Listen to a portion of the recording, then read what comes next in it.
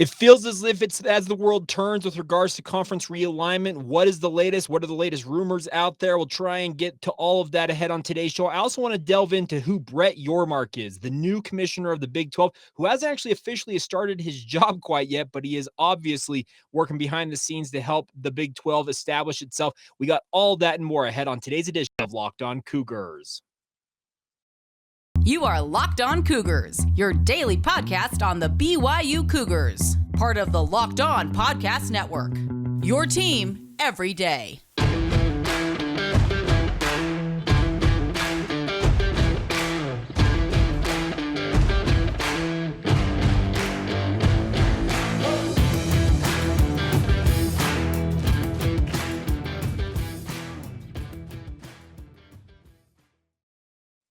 Welcome on in, everybody. Welcome to Locked On Cougars. Thank you for making us your first listen of the day. We are proud to be part of the Locked On Podcast Network, where, of course, the motto is your team every day. And as such, this is your only daily podcast focused on the BYU Cougars. The goal here, simply stated, is to make you the smartest BYU fan in the room.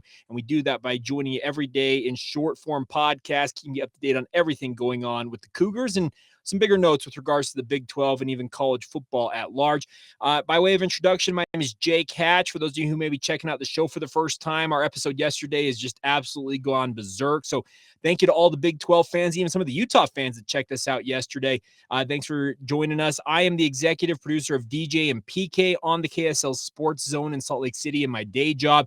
And I got to say, I am stuck at home due to some quarantine issues with some family members that tested positive for COVID-19.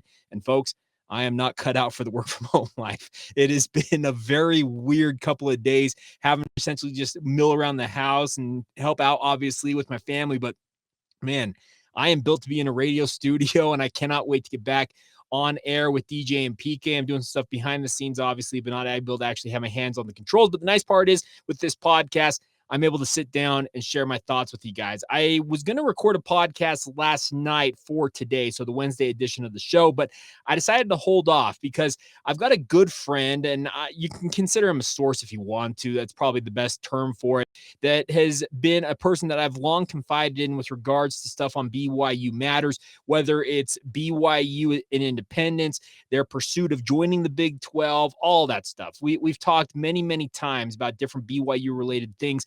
He is far more in the know on where BYU stands on certain topics than I am. And I had a chance to catch up with him earlier today, actually, and had a great conversation.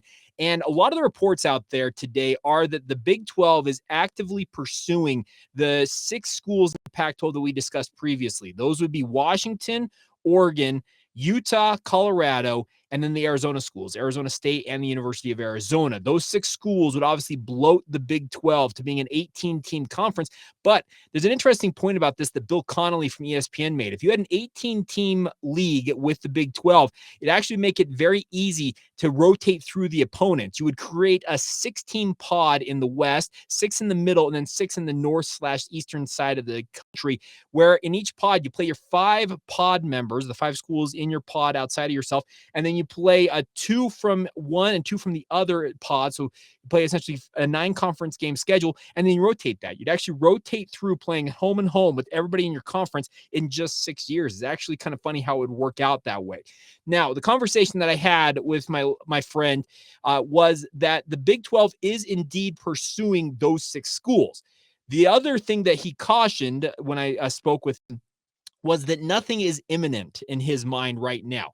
Obviously, the Pac-12 announced yesterday via their what do they call it? Their PR arm, that they have already authorized the conference to take its media rights to market. They've got a 30-day exclusive negotiating window with ESPN, it appears, because according to reports, John Canzano, Dennis Dodd among them, it sounds like Fox is pretty much said, okay, we got the schools we wanted from the Pac-12. We got USC and UCLA, which comprise the LA TV market, which is somewhere between 5.5 and 6 million households of TV sets.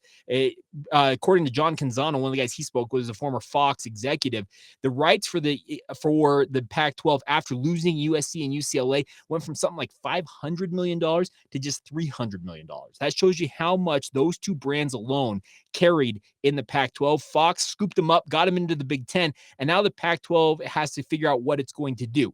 Now, like I said, I was told that the Big 12 is making overtures to those 6 schools, but I would fully expect, especially in the case of a Washington and or Oregon, that they are going to wait this out. The Big 12, and I talked about this on the Locked On Big 12 Roundtable podcast we recorded last night. You can go find that, check out Locked On Big 12, wherever you get your podcast, that the Pac-12 knows that it has to hold on to those 2 brands, if at all possible, with regards to Washington and Oregon. Washington and Oregon also know that they are the power players right now in this Pac-10 arrangement that is currently situated, and they obviously are going to wait and see what all options come their way, whether that's the Big 10, the SEC. Does this quote unquote loose affiliation with the ACC really pan out to anything? By the way, if the Pac-12 thinks that another one of these quote unquote alliances with the ACC is going to work out in their best interest, you can fool me once, shame on you. Fool me twice, who is that? Shame on me? Yeah, that's shame on you, Pac-12, if you were going to believe in this. By the way, a loose alliance with the ACC, what does that do? If that opens up the ACC, you're going to see a team like Clemson, Miami, Florida State, who might immediately bolt, North Carolina among them as well, who would obviously look at the SEC and maybe the Big 10 and say, hey, you want to bring us in? We'll do that. The big power player right now, though, overall, is Notre Dame. All the reports out there say that Notre Dame is the big fish, that the ACC, the Big 10, even the SEC, heck, even the Big 12 would take Notre Dame in a heartbeat. They're a behemoth. I know that they haven't won a national title they've won one in my lifetime. I was 1 year old. I think it was 1988, last time they won a national title. I was 1 year old when they last won a national title, but they are a Leviathan, a giant in the college space. And if you can get Notre Dame, you're going to do that. Everything I am hearing and everything that's out there is saying that the Big 10, all eyes from the Big 10 are on Notre Dame. What does Notre Dame want to do? And they're going to sit back. At the same time, that means that Washington and Oregon are probably playing second fiddle with the Big 10 behind that Notre Dame decision and have to wait things out. The Big 12 will wait on Oregon and Washington to make their decision. And if they decide ultimately their best bet is to jump ship from the pack and then join the Big 12, hey, the Big 12 is going to benefit from it. But as I said on yesterday's podcast, and this was backed up by the conversation I had earlier today, is the Big 12 is making a push to get the quote unquote 4 corner schools. I still, that terminology, I don't know where it came from, but that would be Colorado, Utah, and the Arizona schools. They're making the hardest push for those schools to make the jump immediately to come to the Big 12. Like I said, I am the person I talk to, don't think anything's imminent. This is a 30-day window that the Pac-12 is using for the next month or so to really figure out what are their options with regards to staying together as members of the new, now what would be Pac-10, and see what they can get for their media rights. And then obviously they're going to continue to explore their options outside of that. The interesting wrinkle in all of this, and I saw this coming from ESPN, I'm trying to think who the reporter was. It wasn't Pete Thamel on this one. I believe, man, I wish I had pulled this up ahead of time. It just came to my mind as I was talking. But the report is that a guy like Phil Knight, who is obviously one of the gargantuan figures in the shoe and sports space, he has built the University of Nike, Oregon, into what it is. And he is apparently thinking that he could be the kind of the savior for the Pac-10 and keep it together. If that's the case, hey, props to you. You kept those schools in tow and obviously made them feel like, okay, we can make a go of this. The biggest thing is the Big 12, they don't have to make a move right now to keep themselves afloat. They are actually in a very good spot. And I know I'm regurgitating some of the information I said yesterday, but it looks like right now the Big 12 can afford to kind of sit back and make the overtures to the Pac-12 schools, obviously explore other options out there. You can obviously throw a lifeline to Notre Dame and say, hey, Fighting Irish, you want to come play in the middle of the country? Why not? Let's do this thing. You chase all those options. But the important part about this is a guy that hasn't even officially taken his job. Speaking of Brett Yormark, the Big 12 commissioner, well, I want to talk about him. What does he bring to the Big 12? Obviously, he's been on the job for just over a week now officially. Well, he's not even officially hired yet. His start date, I believe, is August 1, but he's working behind the scenes, obviously. But the conversation I had with my friend is that Brett Yormark is actually a pretty impressive dude, despite being a guy who isn't necessarily who you'd think, a guy coming to run one of the conferences in the middle of the country. He's not your typical conference administrator, but that's not a bad thing. We'll talk more about Brett Yormark and his role in all of this here in just a moment. First, though, a word on our friends over at Rock Auto. Rock Auto is one of the incredible companies out there. They have kept my car in running shape for years now. I cannot encourage you guys enough to give this site a chance. With the ever-increasing numbers of makes and models, it is now impossible for your local chain auto parts store to stock all the parts you would need. The best part about Rock Auto, it's easy to use website, kind of old school in many ways. You look at it and you're probably, this can come from the 1990s, early 2000s. In many ways it is, but the best part is you select what type of car you've got, you select the model, the year, all that stuff, and then it's got every part under the sun for that vehicle that's available that you can click, point, add to your cart, and then have it shipped to you right away. The goal with Rock Auto is to save you time and money when using the resource. Why would you willingly choose to spend 30, 50, even 100% more for the same parts from a chain store or car dealership when you can go to rockauto.com and, by the way, have it shipped directly to your home? The prices are reliably low for every customer, and they've got everything you could ever need: brake parts, tail lamps, motor oil, even new carpet. If you want to put shag carpet in your car, Rock Auto can help you guys out with that. That's how simple it is. Go explore that easy-to-use website today. You can find the solution for all of your auto parts needs. Get to the website now. That's rockauto.com. Make sure you write Locked On in the How Did You Hear About Us box. Give us some credit for going and checking out their invaluable resource. That obviously gives us some love on the other end. But Rock Auto, they have an amazing selection, reliably low prices, all the parts your car will ever need. That's rockauto.com. Thank you once again for making Locked On Cougars your first listen of the day. Always appreciate you guys checking us out. Our YouTube numbers, we finally reached the 1,000 subscriber mark. So big ups to you guys. I'm supposed to actually behind me, and some of you pointed out, I've got a USA hat. Let's see, right there. I've got the old school Mariners hat there. I'm supposed to have 1,000. My wife got some balloons. She's been ill, but she's got some balloons she wants to put up, and they'll be up at some point. But we crossed the 1,000 subscriber mark. And due to some of the other stuff going on outside of this podcast, I have not officially put together the 1,000 subscriber giveaway that I promised you guys. So stay tuned for that. We'll have that for you guys relatively soon, but a huge ups to all of you for helping us cross that 1,000 subscriber mark. Any of you who do YouTube know how important that mark is. It monetizes this channel. I'll be frank, I make money off of it. That's why I do this venture. But thank you to all of you for supporting us. And also a big ups to all of you out there who listen on the regular podcast form as well. We still have thousands of downloads every single day via Apple Podcasts, Spotify, and the myriad of other podcast providers. You guys are making Locked On Cougars it's really, really fun to do what I do, because your guys' interaction makes my world go round. And one of the things about this is Brett Yormark, we're going to talk about him for a minute. Coming into the Big 12, he was a very outside-the-box hire, similar to what the Pac-12 did hiring George Kliavkoff.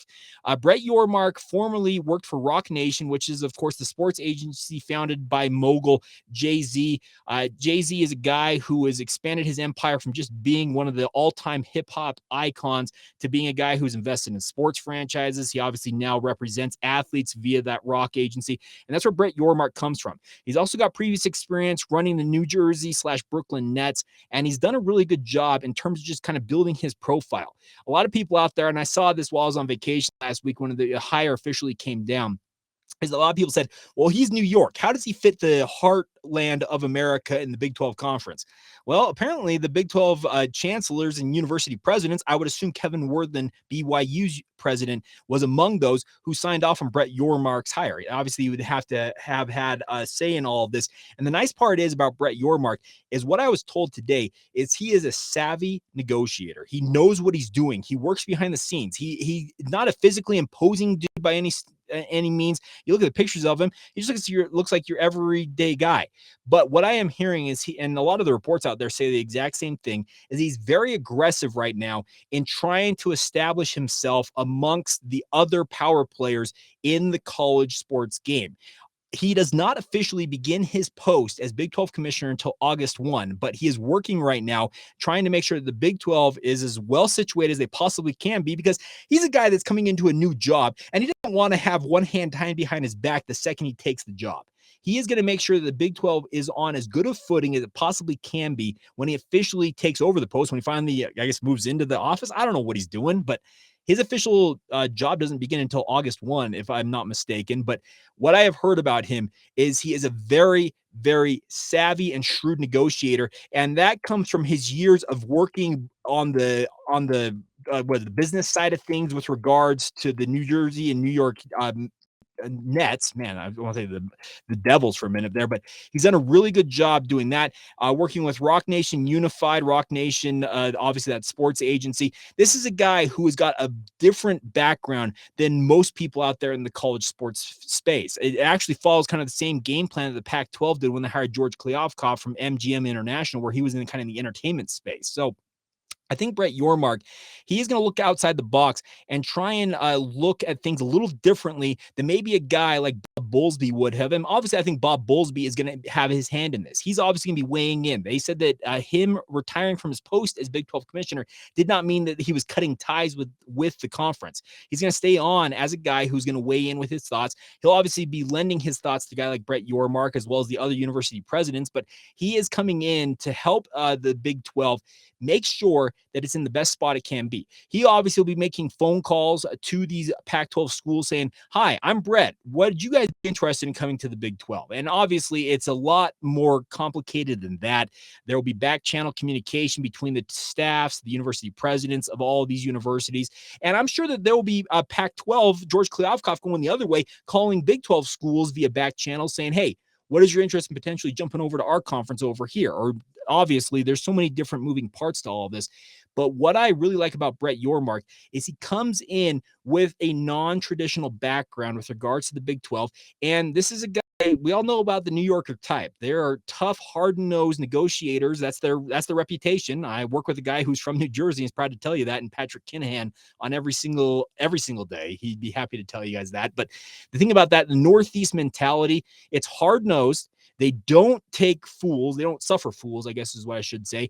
And he is going to come in here and he's going to make sure that his new post, he didn't take this job thinking, okay, I'm waiting for these schools to jump ship on me. No, he wants to come in and make the Big 12 the third best conference on paper behind the Big 10 and the SEC.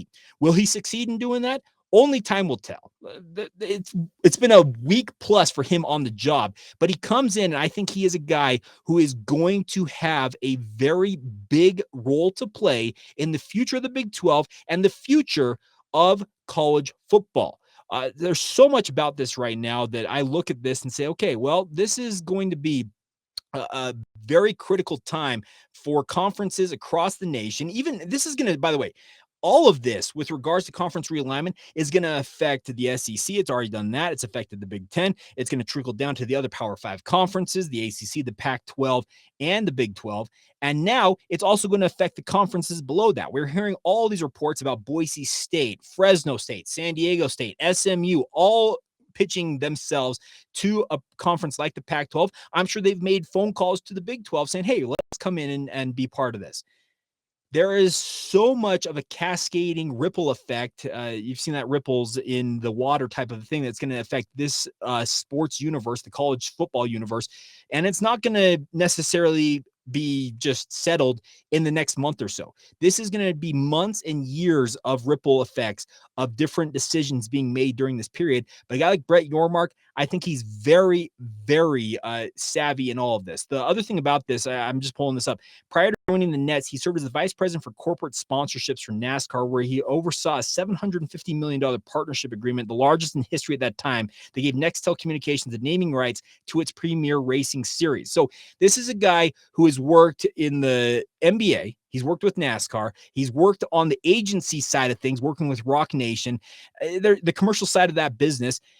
The crazy thing about this is he knows what he's doing. He may not have a conference. What am I trying to say? He may not have a Big 12 / college sports background, but the best people sometimes for the job are people who can come in from the outside and talk to people on the inside and say, okay, here's where some of your blind spots are, and let's attack those different opportunities. And that's what a guy like Brett Yormark, I think, is very uniquely poised and situated to do in his new role as Big 12 commissioner. I'm very interested. He's supposed to speak to the media next week. It'll be Big 12 Media Days. Obviously, BYU will not be at those this year. They'll be there next year. But I am very interested to hear what he has to say next week with regards to everything going on. So the official start date is August 1st. His initial contract term is 5 years. He is not going to sit on his hands and be like, all right, well, I'll see you guys in August and we'll figure this out. Well, I think evidence of that is he's going to speak to the media next week at Big 12 Media Days. He's doing his job.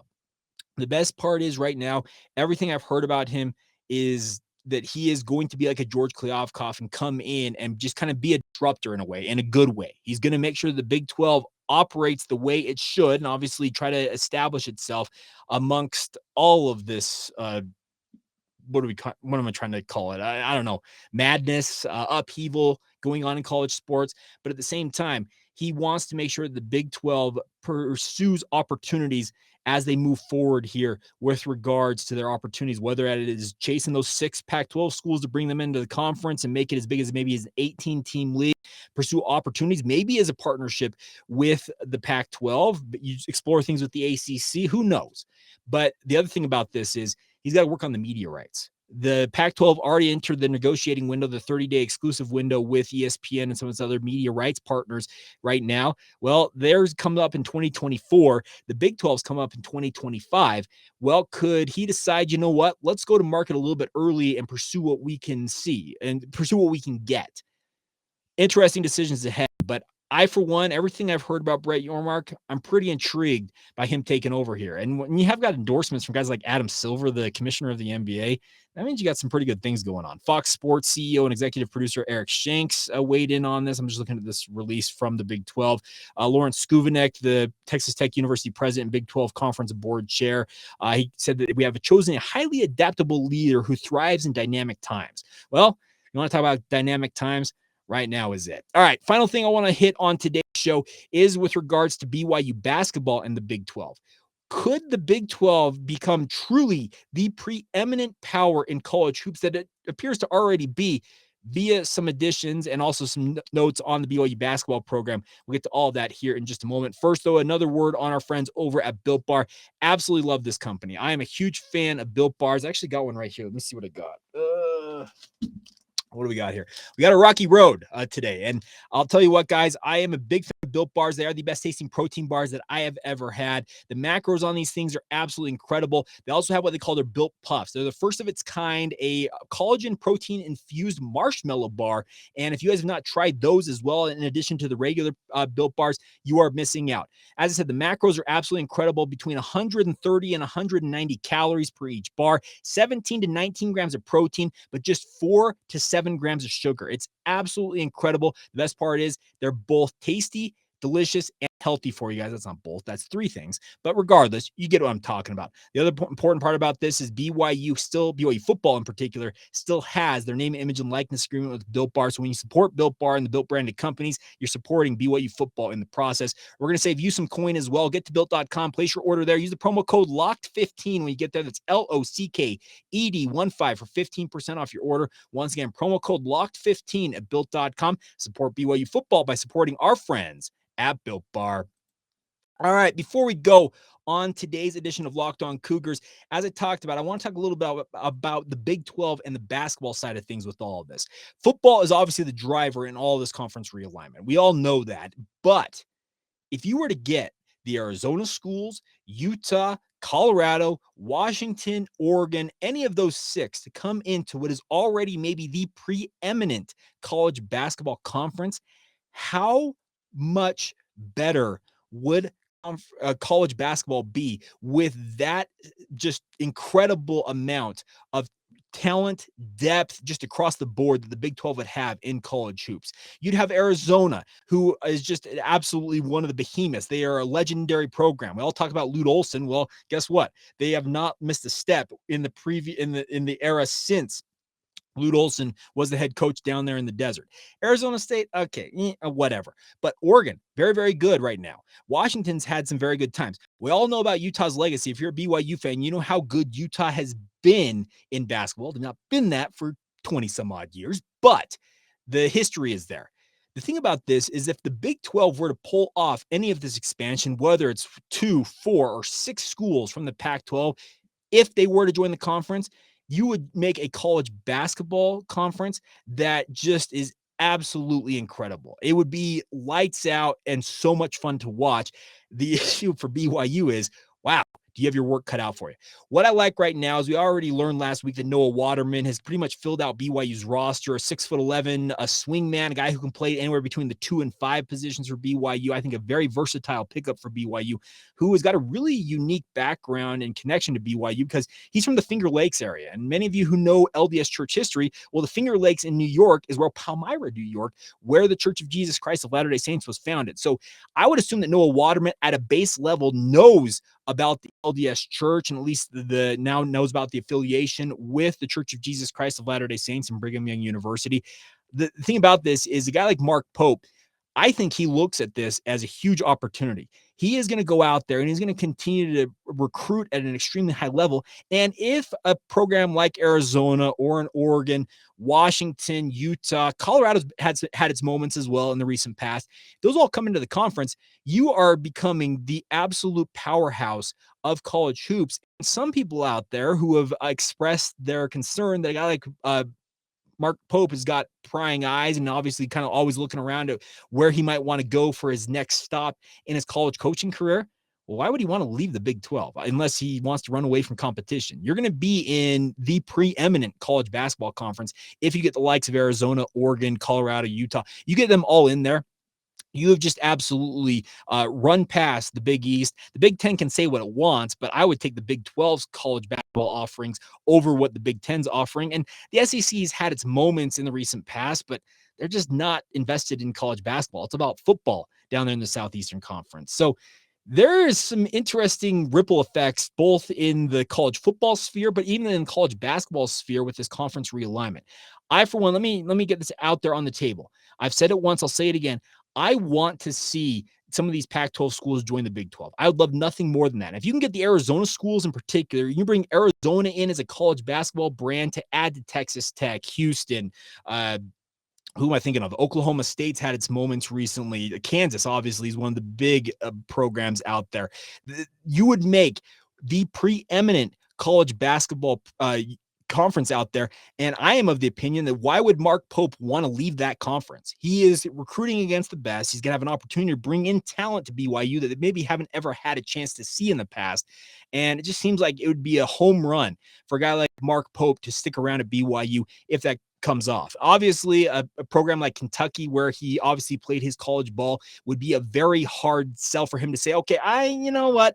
I don't want to go home to Kentucky, but I think the bigger issue at hand here is if this conference expansion goes the way that a lot of the reports say it's going, with the Big 12 actively pursuing these Pac-12 schools, and they ultimately do pull off that expansion, you've just created maybe the best college basketball conference ever assembled, ever in the history of the sport. It's kind of funny how things kind of play out on this, but it'll be interesting to see where BYU fits in the college basketball universe after all of this dust settles. We all know that college football is driving this expansion, but one of the byproducts of this could be the Big 12 becoming maybe the best college basketball conference. And that means some very high-level hoops coming to Provo, and obviously the Cougars getting an opportunity to play against the best of the best down the road. So there's still a lot to discuss on this front. Like I said, anything I continue to learn about, I'll be happy to pass along to you guys. But it appears the deck shuffling that's going on, the deck of cards that's out there with regards to conference expansion, as I said yesterday, still a lot of cards to be played. And as I said from my conversation earlier today, nothing appears to be imminent. And I would fully expect all the players out here, even BYU to a degree, to be exploring all of their options, looking at what the opportunities are for them versus what other options are in terms of the just standing by and just kind of just looking and saying, okay, well, that's fun, but we're gonna sit over here.